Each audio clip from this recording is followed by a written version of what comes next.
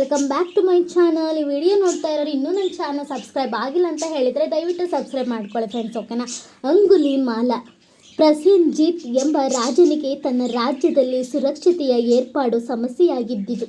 ಅಂಗುಲಿಮಾಲನೆಂಬ ಡಕಾಯಿತನು ದಾರಿ ಹೋಕರನ್ನು ಬರ್ಬರವಾಗಿ ಕೊಂದು ಅವರ ಸೊತ್ತುಗಳನ್ನು ಲೂಟಿ ಮಾಡುತ್ತಿದ್ದನು. ಪ್ರತಿ ವ್ಯಕ್ತಿಯನ್ನು ಕೊಂದ ನಂತರ ಅವರ ಕೈ ಬೆರಳನ್ನು ಕತ್ತರಿಸಿ ಅದನ್ನು ಹಾರವಾಗಿಸಿ ತನ್ನ ಕೊರಳಿಗೆ ಧರಿಸಿಕೊಂಡಿರುತ್ತಿದ್ದನು. ಅವನ ಹೆಸರು ಅಂಗುಲಿಮಾಲ ಎಂದಾಗಲೂ ಆ ಹಾರವೇ ಕಾರಣವಾಗಿದ್ದಿತು.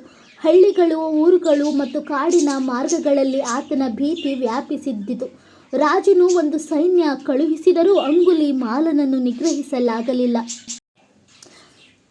ಈ ರಾಜ್ಯದೆಡೆಗೆ ಬಂದ ಬುದ್ಧ ಅಂಗುಲಿಮಾಲರನ್ನು ಕುರಿತು ವಿವರಗಳನ್ನು ಕೇಳಿಕೊಂಡರು. ಸಮಸ್ಯೆಯನ್ನು ನಿವಾರಿಸಲು ನಿರ್ಧರಿಸಿದರು. ಅವರು ಅಂಗುಲಿಮಾಲ ತಂಗಿದ್ದ ಅರಣ್ಯದ ಗುಹೆಯೊಂದರೆಡೆ ತೆರಳಲು ನಿರ್ಧರಿಸಿದರು. ಹಳ್ಳಿಗರು, ದಾರಿಹೋಕರು ಮತ್ತು ವ್ಯಾಪಾರಿಗಳು ಎಷ್ಟೇ ಬೇಡವೆಂದು ಪ್ರಾರ್ಥಿಸಿದರೂ ಬುದ್ಧ ಕಿವಿಗೊಡಲಿಲ್ಲ. ಇತ್ತ ಅಂಗುಲಿಮಾಲನಿಗೂ ಬುದ್ಧನೆಂಬ ಸನ್ಯಾಸಿಯು ಕಾಡಿನಲ್ಲಿ ಒಬ್ಬಂಟಿಯಾಗಿ ಬರುತ್ತಿದ್ದಾನೆ ಎಂದು ಆತನ ಮೃದುವಾದ ಕೈ ಬೆರಳು ನಿನ್ನ ಮಾಲೆಯಲ್ಲಿ ಹೆಚ್ಚು ಶೋಭಿಸುತ್ತದೆ ಎಂದು ಅನುಚರರು ತಿಳಿಸಿದರು. ಅಂಗುಲಿಮಾಲ ಕಾಡಿನ ಮಾರ್ಗದಲ್ಲಿ ಬುದ್ಧನಿಗಾಗಿ ಕಾಯುತ್ತಾ ಕುಳಿತುಕೊಂಡನು.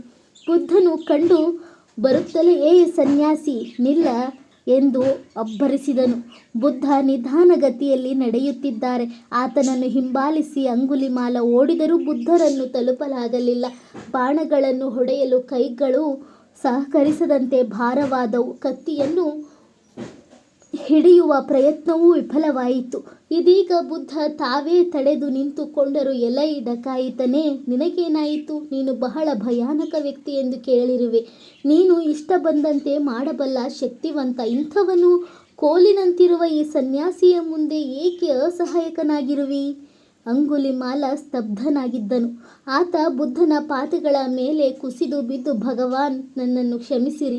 ನಾನೋರ್ವ ಮೂರ್ಖ ಆಕ್ರಮಣಕಾರ. ನನ್ನನ್ನು ನಿಮ್ಮ ಮಡಿಲಿಗೆ ಒಪ್ಪಿಸಿಕೊಳ್ಳಿ ಎಂದು ಬೇಡಿದನು.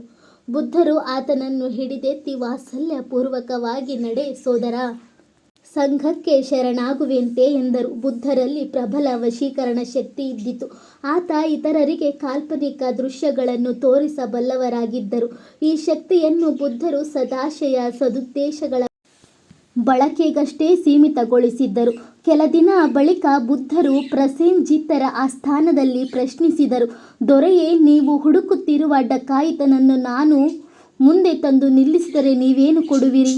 ಪ್ರಸೇನ್ಜಿತ್, ಆ ಡಕಾಯಿತ ನಿಜವಾಗಿಯೂ ಪರಿವರ್ತನಾಗಿದ್ದಲ್ಲಿ ನಾನು ಆತನನ್ನು ಅಭಿನಂದಿಸುವೆ.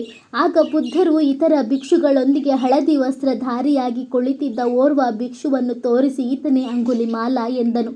ಆಗ ಆ ಭಿಕ್ಷುವು ಎದ್ದು ಬಂದು ವಂದಿಸಿ, ನಾನೀಗ ಡಕಾಯಿತನಲ್ಲ ದೊರೆಯೇ, ಓರ್ವ ಅನಾಮಧೇಯ ಬೌದ್ಧ ಭಿಕ್ಷು. ಮರುದಿನ ಅಂಗುಲಿಮಾಲನು ಭಿಕ್ಷಾಟನೆಗೆ ಹೊರಟನು. ಜನ ಆತನನ್ನು ಗುರ್ತಿಸಿ ಕೆರಳಿದರು. ಕಲ್ಲುಗಳು, ದೊಣ್ಣೆಗಳು, ಕತ್ತಿ, ಚೂರಿ ಕೈಗೆ ಸಿಕ್ಕುದನ್ನು ಎತ್ತಿಕೊಂಡು ಆತನ ಹಳೆಯ ಕರಾಳ ರೂಪಕ್ಕೆ ಕೊಡಬೇಕಾದುದನ್ನೆಲ್ಲ ಕೊಟ್ಟರು. ಅಂಗುಲಿಮಾಲ ಪ್ರತಿಯಾಗಿ ಯಾರಿಗೂ ಒಂದು ಏಟನ್ನೂ ಕೊಡಲಿಲ್ಲ. ಬುದ್ಧಗೆ ಜಯ, ಶುದ್ಧಗೆ ಜಯ ಎಂದು ಘೋಷಿಸುತ್ತಾ ರಕ್ತ ಸಿಕ್ತ ದೇಹದೊಂದಿಗೆ ಬುದ್ಧ ವಿಹಾರಕ್ಕೆ ಬಂದು ಕುಸಿದನು.